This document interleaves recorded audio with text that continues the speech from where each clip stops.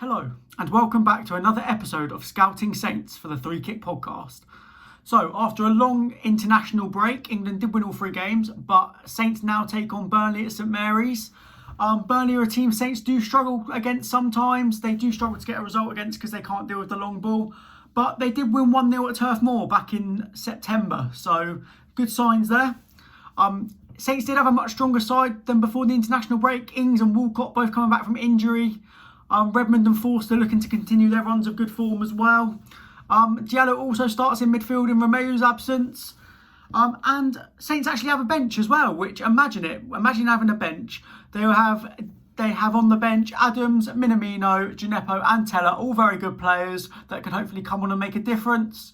Burnley started their typical 4-4-2 formation and Vidra and Wood started up top together. And yeah, that could prove to be problematic for Saints because Vidra loves to go against them. So let's get into Burnley did in fact start the game very well at St Mary's. They looked like they come out with intent. They wanted to get on the front foot early. And Fraser Forster was actually forced into a save in the first minute. Vidra had an effort from just outside the box and Forster managed to tip it wide well. A bit of a slow start for Saints. 5 minutes later, Eric Peters was judged to be fouled by Carl Walker-Peters in the penalty area. VAR had a long, hard look at it. I don't think there was too much contact from Walker-Peters, but VAR and the ref thought there was enough contact to give a penalty. So Burnley had one of those, even though Dyche complains they don't get enough.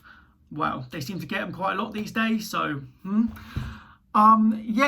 And it was put down the middle by Chris Woods, and that was 1-0 Burnley. Fraser Forster dived, like you would as a goalkeeper, and yeah, sadly that put Saints 1-0 down. They did grow into the half though, Saints. Efforts on goal by Redmond and Ings were blocked and saved.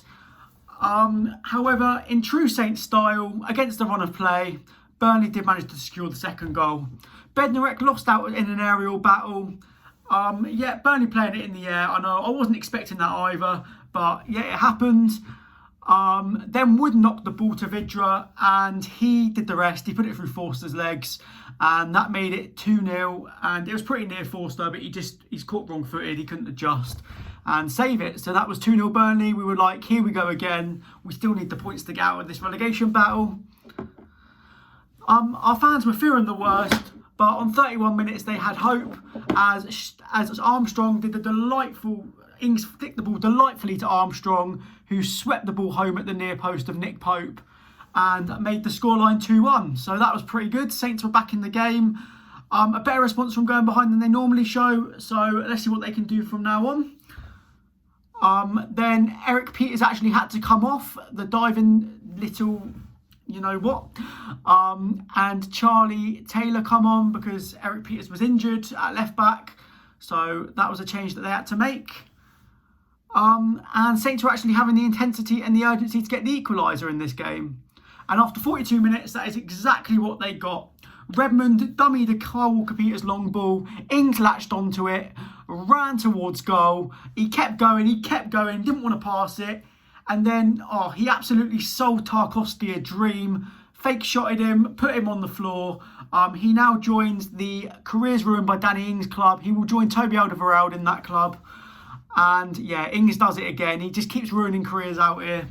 And yeah, he slid the ball under Nick Pope, through his legs and into the bottom far corner.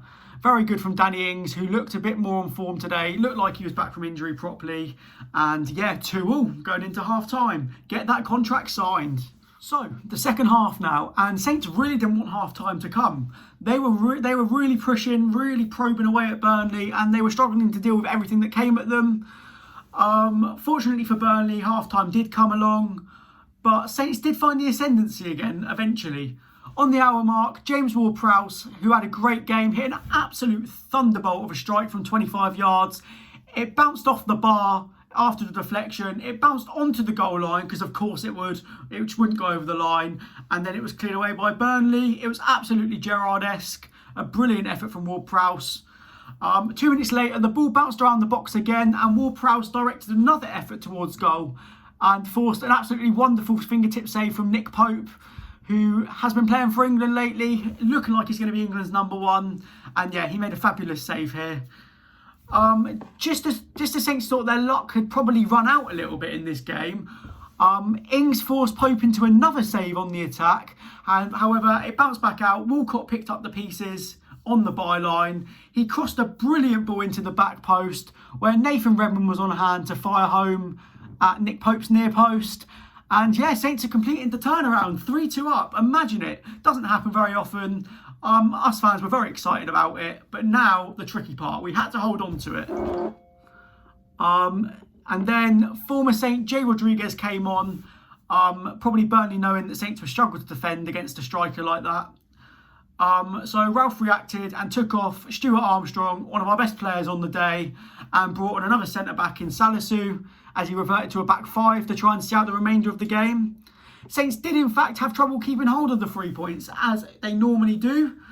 It took a couple of bits of brilliance from Fraser Forster to actually keep Burnley out and keep the points intact.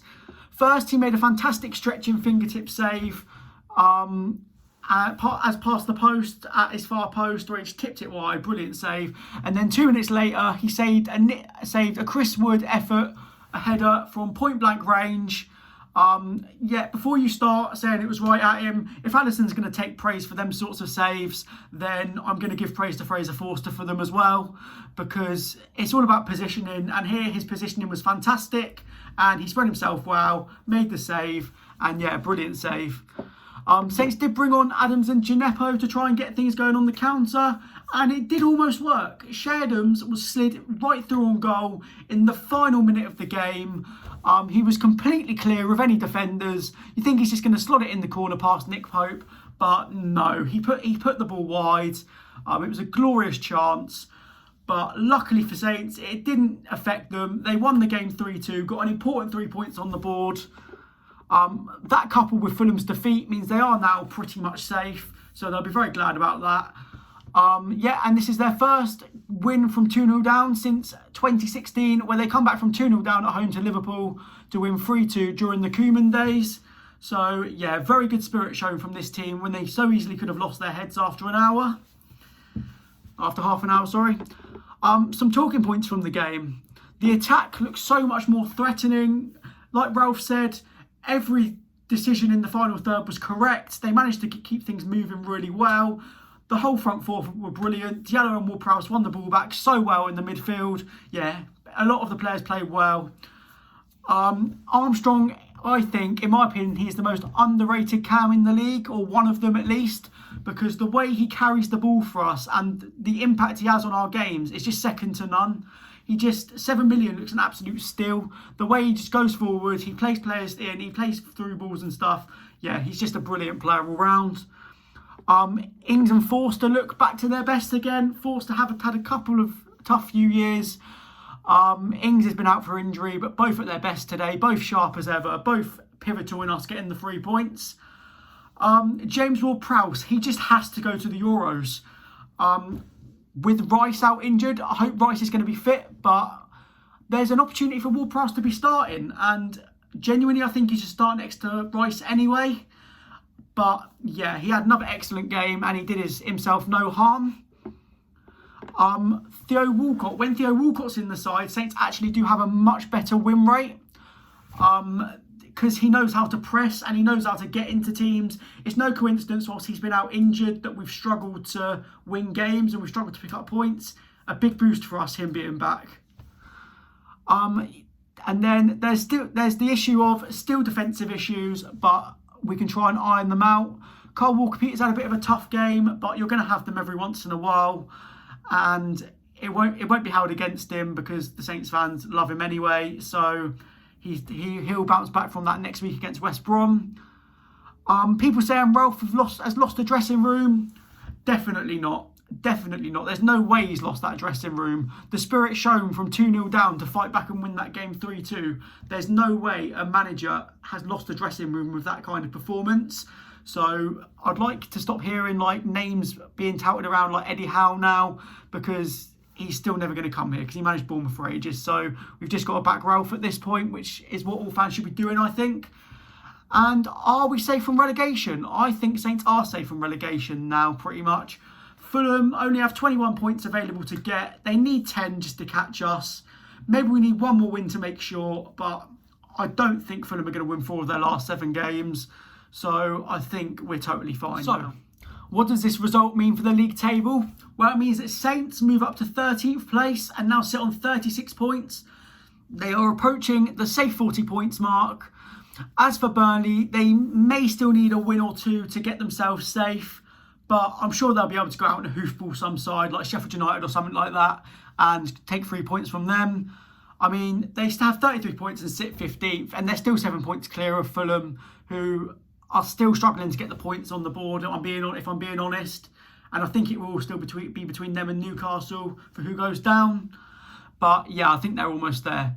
Anyway, thanks for watching this video, my analysis of Saints v Burnley. A very good win for Saints. If you enjoyed the video, please make sure you like it. But even more importantly, make sure you subscribe to the channel because it helps us out a lot. And it just means that you'll be able to know when we upload, especially if you press the bell. So please give us a sub. And yeah, it will mean a lot to us. And thank you for watching.